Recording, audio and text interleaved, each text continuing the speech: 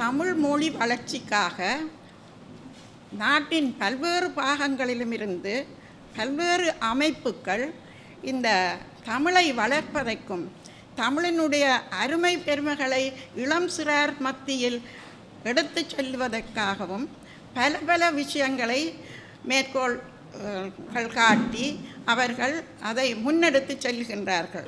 மலையகத்திலே பேசப்படுகின்ற சிறந்த இலக்கிய ஆளுமைகள் தொடர்பான கட்டுரைகள், சமயம் சார்ந்த கட்டுரைகள், சமயம், கலை, கலாச்சாரம், அதோடு சடங்குகள் முறையிலான கட்டுரைகள், இலக்கியம் சார்ந்த கட்டுரைகள் என்று இந்த இதில் இருக்கின்ற கட்டுரைகள் நாங்கள் வகைப்படுத்தி நோக்கலாம். கல்வி கற்று உயர்தரத்துக்கு செல்லக்கூடிய ஒரு சூழ்நிலையை கல்வி புலத்தில் அட்டன்ஸ் மற்றும் அந்த பிரதேச சார்ந்த மக்களுக்கு இவர் ஏற்படுத்தியிருக்கின்றமை இந்த கட்டுரையின் சிறப்பம்சமாக குறிப்பிடப்பட்டிருக்கிறது.